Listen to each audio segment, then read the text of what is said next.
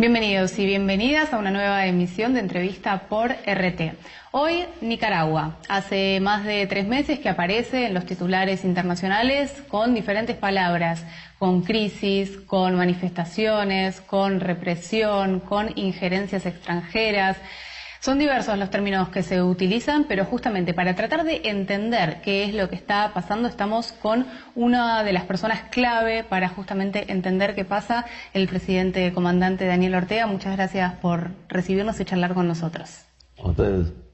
Lo primero que le quería preguntar justamente tiene que ver con esto. Hay 2 relatos o 2 versiones contrapuestas sobre qué es lo que está pasando. Por un lado, se habla de represión y por otro lado se denuncia, entiendo, un intento de lo que se conoce como un golpe blando, o usted me dirá mejor. La pregunta principal es cómo usted describe lo que estuvo pasando en el último tiempo y cómo es la situación actual. Sí, hay 2 relatos indiscutiblemente, pero hay una historia. Y la historia nace con el expansionismo de los Estados Unidos. Desde el siglo antepasado, ya Estados Unidos intentaba adueñarse de Nicaragua. Ya Estados Unidos en su política expansionista provocaba guerra en Nicaragua. Y luego, iniciando el siglo pasado, ya eran las tropas del ejército norteamericano ocupando Nicaragua. Eran las tropas del ejército norteamericano nombrando presidentes, asesinando a Sandino, instalando a Somoza. Somoza es el hijo de la intervención yanqui en Nicaragua. Y eso es lo que no pueden perdonarnos, lo que es la cultura expansionista de los Estados Unidos, que está sentada en Washington, gobierne quien gobierne, ahí está sentada esa cultura expansionista. Y es que el Frente derribó al último marina que puso Estados Unidos a gobernar Nicaragua, que era Somoza. Eso no lo pueden perdonar. Y es lo que explica lo que está pasando hoy. O sea, después del 79, ¿cómo respondió Estados Unidos? Con una guerra. Una guerra defendida abiertamente por el presidente Reagan. Un baño de sangre, más de 50.000 muertos durante todo ese periodo del 79 al 90. Luego la paz, las elecciones, bueno, y la salida nuestra por la vía electoral. Al retornar nosotros al gobierno en el 2007, se empiezan a formar agrupamientos armados. Y que ellos empiezan a presentarlos como patriotas que están luchando por la democracia contra la dictadura sandinista. Es decir, nos calificaban de dictadura simplemente porque habíamos logrado la victoria revolucionaria. Y aun cuando retornábamos por la vía electoral, nos calificaban como dictadura. Y nos calificaban así también desde la Florida, quienes habían promovido también la guerra contra Nicaragua. Y esta fue una guerra intensa, intensa en la zona rural sobre todo, durante todos estos años. O sea que paulatinamente iba aumentando. Sí. ¿Y por qué ahora? Las raíces son profundas. Y los intentos permanentes de socavar al gobierno buscando cualquier pretexto, cualquier ley, cualquier iniciativa. Aquí logramos articular una alianza con los empresarios, descalificando a los empresarios por estar en alianza con el gobierno. Y yendo allá a los Estados Unidos a hablar mal de los empresarios, porque estaban en relaciones normales pues con el gobierno. No es que fueran aliados políticos nuestros, porque no lo eran ni lo son. Tenemos profundas diferencias políticas, ideológicas, ellos han sido más bien de la oposición, pero logramos establecer una buena coordinación en lo que es el campo de las relaciones entre el gobierno y los empresarios pequeños, medianos, grandes, para atraer también inversión. Se estableció una buena coordinación. de tipo estrictamente, digamos, legal, comercial, en cuanto a lo que debe incentivar, dentro del marco de las leyes, al empresario pequeño, mediano, grande, a invertir en nuestro país. Esto fue satanizado allá en los Estados Unidos. ¿Y así fue que se rompió ese equilibrio? ¿Por esa presión de los Estados Unidos o por qué? Entonces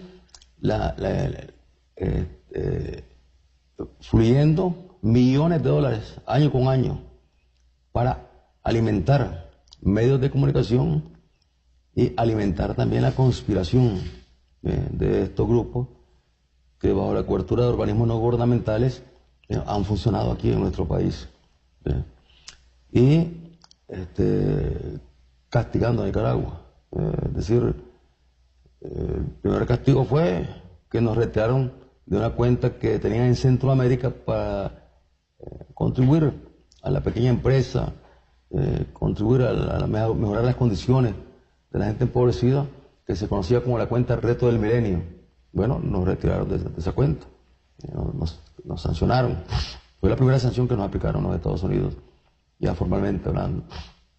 Luego vinieron las iniciativas en los Estados Unidos del Grupo de la Florida, que fueron llevadas al Congreso de los Estados Unidos, incluso aprobadas como una ley que se conoce como la NICAT, que es una ley que le estaría ordenando al presidente de los Estados Unidos oponerse, bloquear todos los préstamos, todos los financiamientos que puedan fluir a Nicaragua a través de los organismos multilaterales, de los organismos internacionales, dígase Banco Mundial, el BID, en relaciones con el Fondo Monetario. Esa ley está ahí, empujada por esos grupos, y luego vino la amenaza de la famosa ley que la aplicaron por primera vez en Rusia, la ley Magnitsky. Entonces, la amenaza de aplicarle la ley a los que estuvieran ligados, relacionados al gobierno sandinista. Es decir, ellos sencillamente empezaron a atacar nuevamente a un gobierno que ha buscado siempre buenas relaciones con los Estados Unidos. Nosotros buscamos siempre buenas relaciones con Estados Unidos, pero lo que hemos encontrado ha sido agresión de parte de los Estados Unidos. Son o subordinación o sea esclavitud, y si uno no se subordina, si uno no se rinde, entonces viene la agresión. Entonces, esos son los antecedentes.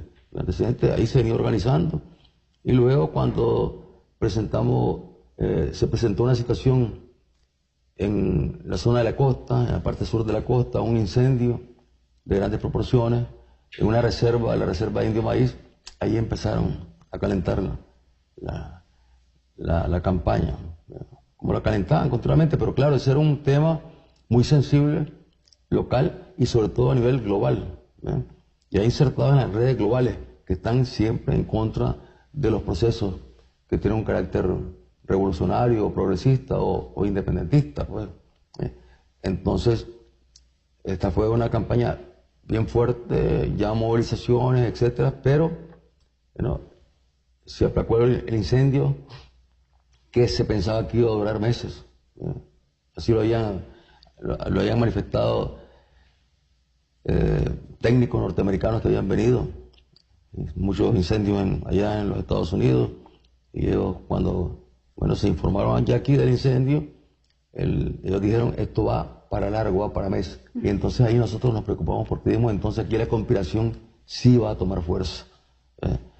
Pero bueno, cayó una lluvia fuerte en la zona de alta, una zona de alta intensidad en lluvia, y se aplacó el incendio. Pero luego nosotros presentamos una ley que tiene que ver con la seguridad social, una ley que es indispensable, necesaria, todo el mundo sabía que era necesaria. Se había hablado con los asegurados sobre la necesidad de la ley, se les había explicado y estaban convencidos que era imprescindible la ley. Lo sabían también los empresarios, lo sabían los trabajadores en general. Y cuando presentamos la ley, ahí vino nuevamente la protesta. Primero una protesta normal, diría yo, pues gritos, algunas pedradas entre protestantes.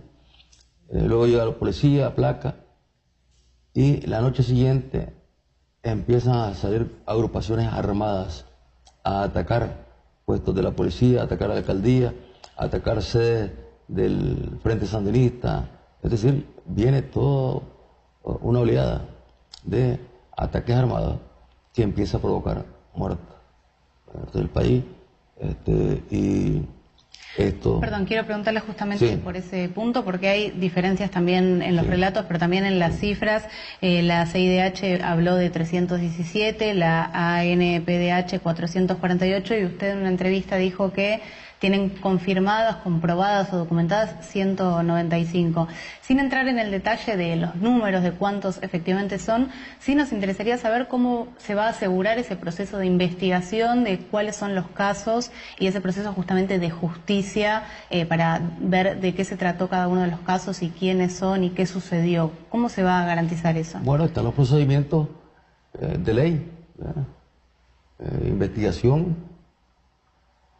Luego se encuentra, con la investigación se encuentra alguien con causa, con base para abrirle proceso, entonces se abre proceso. Y las normas formales, porque tiene todo Estado, las tenemos aquí, están funcionando. En cuanto al número, habría que preguntarse, ¿quiere decir que en Nicaragua en estos 90 días no se produjeron delitos comunes, crímenes comunes?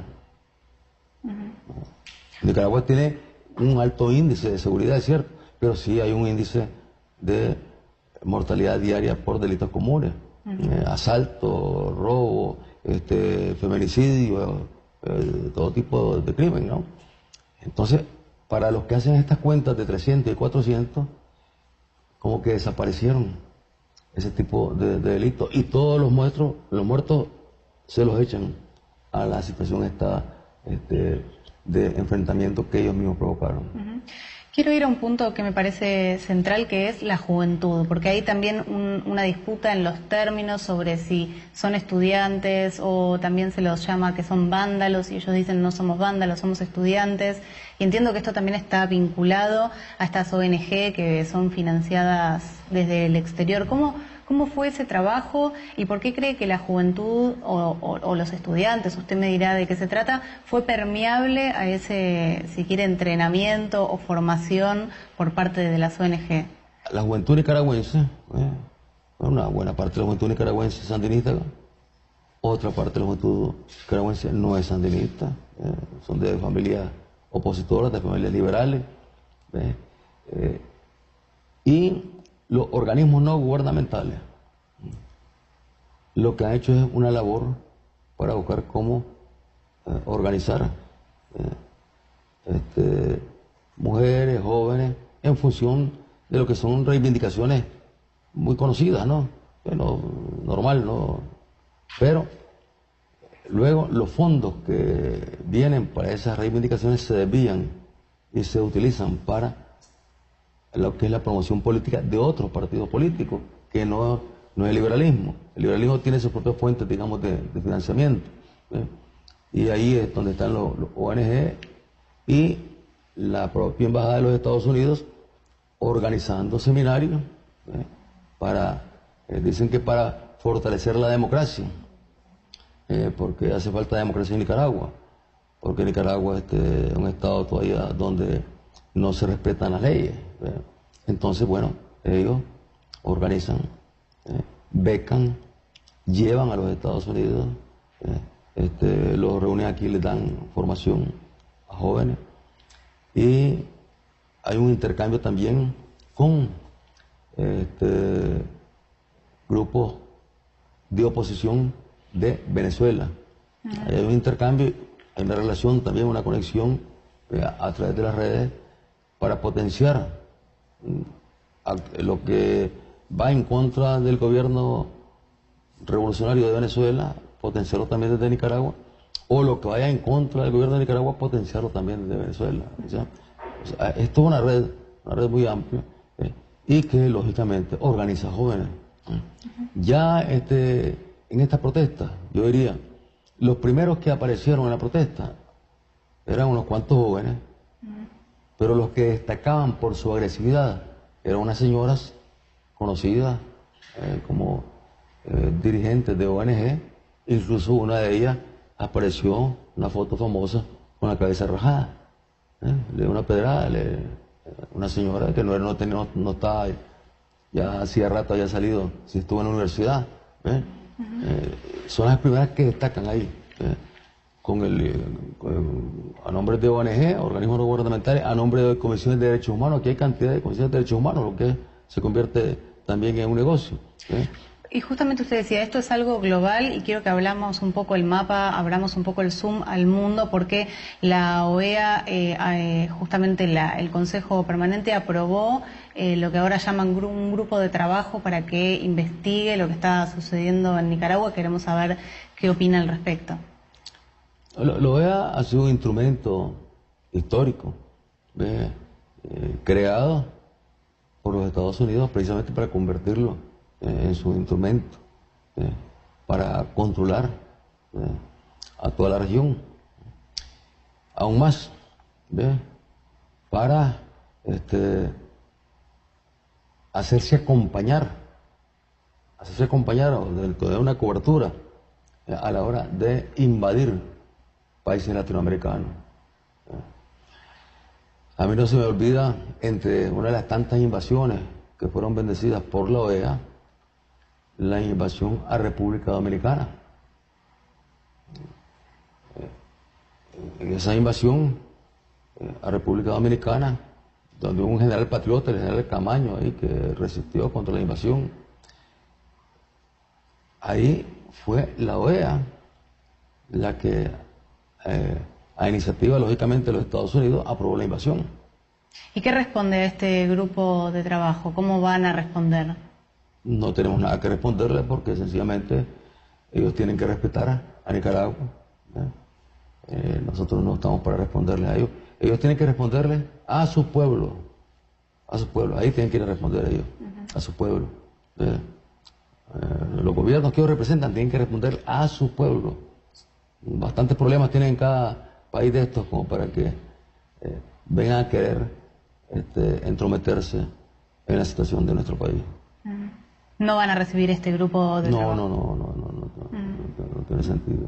Hablamos, como decimos, de quiénes estuvieron involucrados, de cómo fue históricamente, qué raíces históricas tiene esto, por qué sucedió ahora. La pregunta es, ¿por qué cree que esto prendió ahora? Es decir, que funcionó esta operación o como este intento de golpe, ¿cómo puede ser que haya prendido? ¿Por qué ahora sí hubo cierta permeabilidad para que esto sucediera?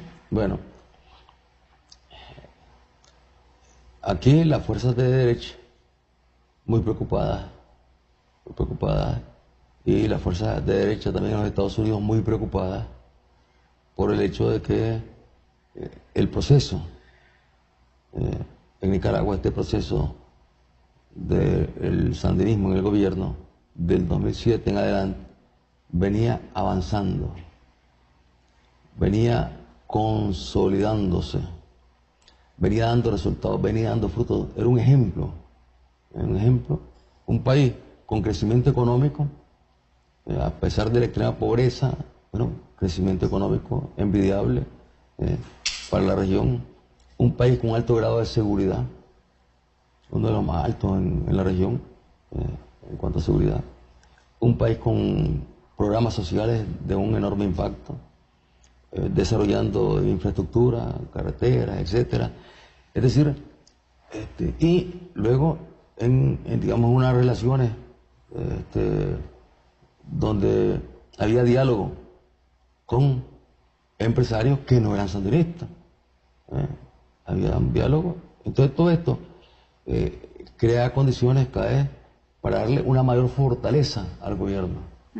Porque aquí ya las últimas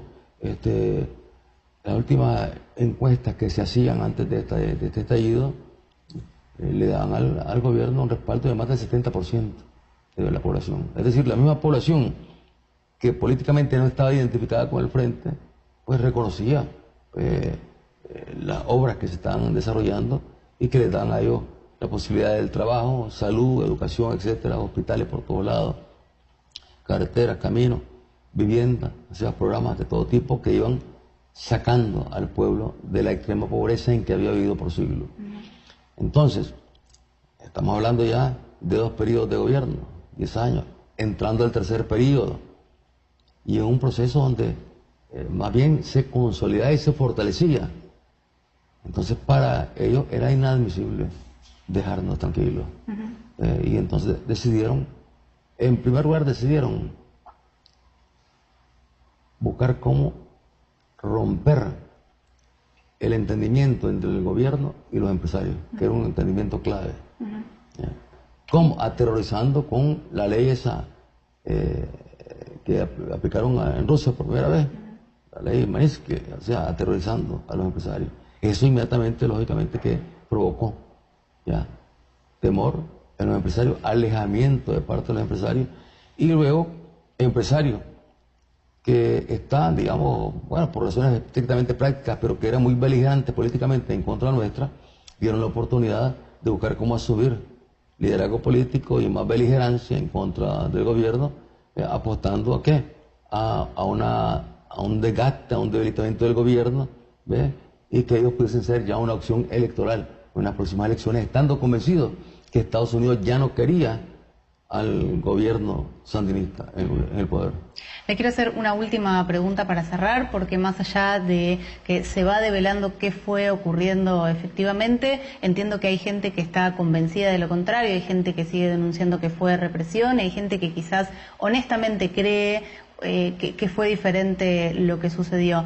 Y quizás gente que creía en usted y que ahora lo duda, probablemente por lo que haya consumido en los medios de comunicación. La pregunta es, ¿qué haría usted para convencerlos de nuevo, para darles confianza de nuevo en usted y en el gobierno, a ellos que hayan dudado? A los que han dudado, y aún aquellos que nos adversan y nos adversaban, y que se entusiasmaron con los tranques, con el bloqueo del país, porque el país quedó totalmente bloqueado. Se entusiasmaron en el primer momento y dijeron, bueno, se cayó el gobierno, y entonces son de oposición, y entonces contentos pues, porque cayó el gobierno y ellos podrían optar de nuevo al gobierno. Al pasar las semanas, al pasar un mes, al pasar 2 meses, y estar ellos bloqueados por los que supuestamente están luchando por la democracia de forma pacífica, al no poder salir de sus casas, al no poder salir de su barrio, al no poder salir de su comunidad, de su comarca, al no poder sacar a la venta los productos agrícolas, los campesinos sandinistas y otros liberales.